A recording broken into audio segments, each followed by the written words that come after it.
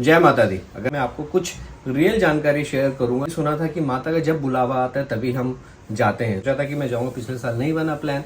इस मैं भाई को बोला चलो फटाफट चलते हैं, भाई बस भी जा सकते हैं। ट्रेन यात्रा का ये भाव था कि दिमाग में ये था कि भाई एक्चुअली आपको अगर हम बताएं, आपका जो सफर हमने 4.5 घंटे का तो एक चीज का हमेशा ध्यान रखना, जो ऊपर जो है ठंड के टाइम पे बहुत ठंडी लगती, गर्मी माता के भैरव के यहाँ पे भी जाना होना चाहिए। तभी 1.5 घंटा यहाँ बैठेंगे, उसके बाद नंबर आएगा तो करीब 12 किलोमीटर आप चढ़ के आ गए हो।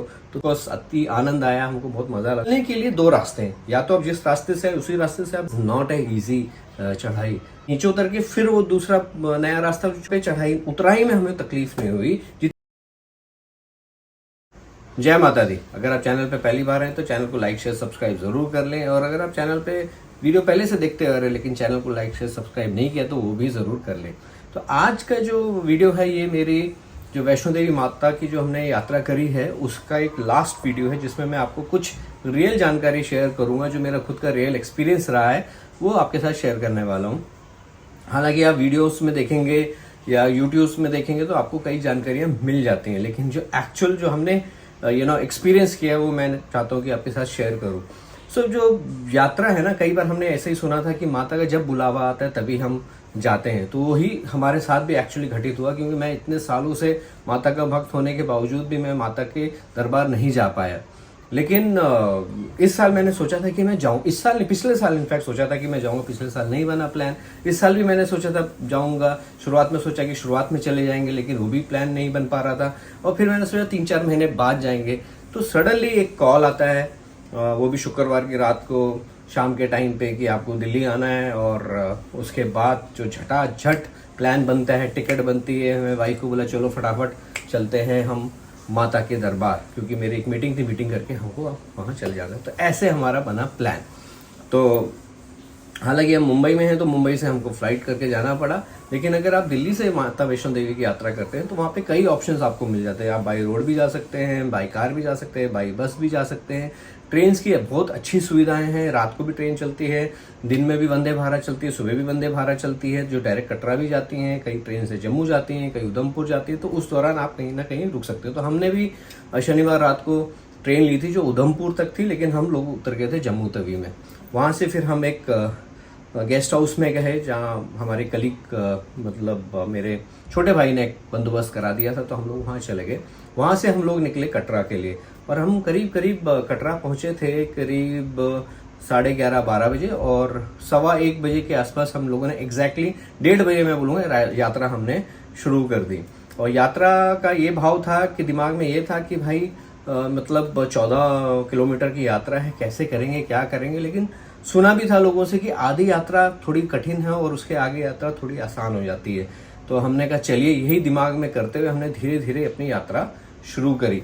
हम लोग पहले फ्रिस्किंग पॉइंट पहुंचे, और of course I card and other details करने के बाद, जो आई कार्ड चाहिए होता है जिसमें आपकी जानकारी होती है, वो सब कराने के बाद हम लोग पहले पहुंचे फ्रिस्किंग पॉइंट से क्लोज करके हम थोड़ा सा आगे गए तो बाणगंगा आई। बाणगंगा में हमने थोड़ा सा पंच स्नान किया और धीरे धीरे बढ़ने लगे। एक्चुअली आपको अगर हम बताएं, आपका जो जम्मू तवी से कटरा से जो चढ़ाई है, और आप जब बाहर से देखेंगे ना पहाड़ों को, तो आपको लगेगा बहुत तुरंत हम चढ़ जाएंगे, लेकिन ऐसा है नहीं।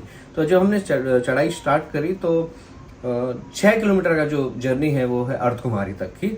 वो जो है वो है चढ़ाई, जिसे कहते हैं चढ़ाई, मतलब चढ़ाई। कई लोग हैं जो फटाफट चढ़ जाते हैं, लेकिन एग्जैक्टली वो है कि आपको कई जगह पे ऐसे रास्ते आएंगे जहाँ पे यू क्लिप भी आएगा, तो आपको चढ़ना पड़ता है, राइट। तो उस तरीके का रास्ता है। तो हम लोग धीरे धीरे चलते रहे। तो किस चीज़ का हमने सबसे ज़्यादा ख्याल रखा, एक तो ऑफकोर्स हम लोग कपड़े साथ में लेके गए, तो हमारे पास वजन था, तो वो एक थोड़ा सा दिक्कत वाला था, क्योंकि आपको कांस्टेंट अगर वजन पीठ के ऊपर लदा हुआ है या हाथ में रखा हुआ है तो चढ़ने में तकलीफ होती है, धीरे धीरे उस तकलीफ देता ही है। दूसरा, हमने एक चीज़ का ध्यान ये रखा था कि हमने पानी अपने पास कंटिन्यूसली रखा था। तो जहाँ जहाँ हमको जरूरत पड़ रही थी हम पानी पीते जा रहे थे, पानी को इग्नोर नहीं कर रहे थे, क्योंकि पानी चढ़ाई में चढ़ते वक्त बहुत ज़रूरी होता है, और तुरंत गला आपका सूख रहा था। तो हम धीरे धीरे चढ़ने लगे। हमें मेजर जो प्रॉब्लम आई वो आई कि 5 किलोमीटर कवर करने के बाद जब 1 किलोमीटर का गैप रह गया, तो उसमें चढ़ने के लिए थोड़ा सा हम 100 मीटर 200 मीटर करके हम लोग चढ़े, लेकिन अर्धकुमारी तक हम चढ़ गए। जब आप अर्धकुमारी पहुंचते हो ऑफ कोर्स वहाँ पे 2 रास्ते हैं, तो हमें इतना पता था कि दूसरा वाला रास्ता जो है वो नया जो बना है 5.5 किलोमीटर का, वो करना है। दूसरा वाला जो जाता है 6.5 किलोमीटर का दूसरा एक रास्ता जाता है। तो हमने वो 5.5 किलोमीटर वाला जो रास्ता था उस पर चले, और जब हम उस पर चले तो आपको मैं बता दूं कि उसमें चढ़ाई का उतना तकलीफ नहीं होती है, चढ़ाई लेकिन उतनी तकलीफ नहीं होती। तो जो सफर हमने 4.5 घंटे का 6 किलोमीटर का 4.5 घंटे में कवर किया, वो मोटा मोटी हमने जो 5.5 किलोमीटर का सफर था 1.5 से 2 घंटे के अंदर हमें कवर कर लिया था। और हम एक रिदम में चल रहे थे और माता के दरबार में हम लोग पहुंच गए। जब आप माता के दरबार जाते हैं तो एक चीज का हमेशा ध्यान रखना, जो सबको होता है माता शक्ति सबको देती है, लेकिन थोड़ा सा आपको भी प्लानिंग के हिसाब से जाना चाहिए। क्योंकि जब आप माता के दरबार जाते हैं ऑलमोस्ट 12-14 किलोमीटर की चढ़ाई हो जाती है अगर आप पैदल जा रहे हैं तो वहां पे आपको जाने से पहले ही अरेंजमेंट करके रखना चाहिए, चाहे वो डॉर्मेट्री हो चाहे रूम्स हो, आपको अरेंजमेंट होना बहुत जरूरी। क्योंकि ऊपर जो है ठंड के टाइम पे बहुत ठंडी लगती है, गर्मी के टाइम पे तो मुझे नहीं लगता कोई तकलीफ होती होगी, लेकिन ठंड के टाइम पे बहुत तकलीफ होती है, तो उसका अरेंजमेंट करना बहुत ज़रूरी है। तो वहाँ हम लोग को डॉर्मेट्री का बंदोबस्त हो गया था, आराम से हम लोगों ने अपनी वहाँ पे दर्शन किए पहले माता के दर्शन करने के बाद फिर हम लोगों ने अपना रात को सो गए। रात को सोने के बाद हम अगले दिन सुबह उठे, तो अगले दिन जो सुबह उठे वहाँ हमको जाना था भैरव जी के। तो ये भी कहा जाता है कि जो माता के दर्शन करने जाता है उनको माता के भैरव के यहाँ पे भी जाना होना चाहिए, तभी यात्रा को पूरा माना जाता है। तो हम लोगों ने भी सोचा कि चलिए अब इतना तो कर लिए हैं तो जाके अब इस बार ट्रॉली से जाएंगे, जो केबल कार चलती है उससे चलेंगे, ये हमने दिमाग में लगाया। तो हमने रात को ही पता कर लिया था कि कितने बजे खुलती है। तो जब हम वहाँ गए तो हमने देखा एक लंबी लाइन लगी हुई है और लोग बैठे हुए हैं केबल कार की बुकिंग के लिए। अगर आप ऑनलाइन बुकिंग करके आ रहे हैं then it's a different story, but अगर आपने ऑनलाइन बुकिंग नहीं किए तो आपको लंबी लाइन में बैठना पड़ेगा। तो हमने पूछा आगे जाके भाई कितने बजे खुलेगी, बोला 8 बजे खुलेगा। उस टाइम घड़ी में हो रहे थे 6:30। हमने कहा 1.5 घंटा यहाँ बैठेंगे, उसके बाद नंबर आएगा तो करीब करीब हम 8:30-9 बजे के आसपास भैरव जी पहुंच पाएंगे। तो हमने कहा क्यों ना पैदल ही चला जाए।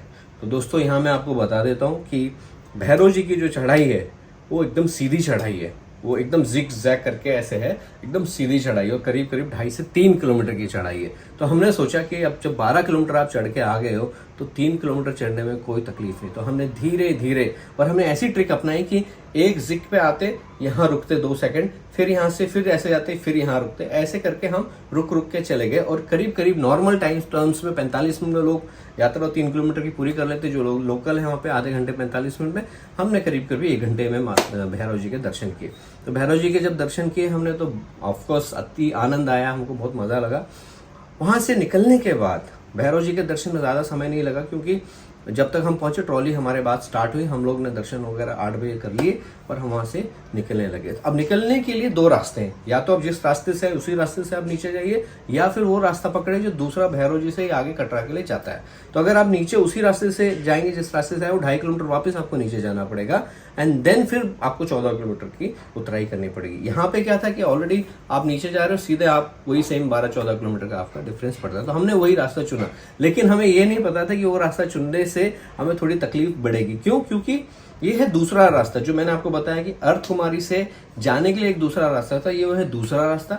इस दूसरे रास्ते की जो चढ़ाई है, इसको पुराना रास्ता कहा जाता है मेनली। इस रास्ते की चढ़ाई भी बहुत ऊंची है, खड़ी चढ़ाई, and it is not a easy चढ़ाई, राइट। बहुत ऊंची चढ़ाई है। तो हम लोग उसी रास्ते से उतरे। हमने सोचा उतरने में प्रॉब्लम नहीं होगा, लेकिन माय डियर फ्रेंड उतरने में भी तकलीफ हुई, क्योंकि चढ़ाई काफी थी, ऊंची थी।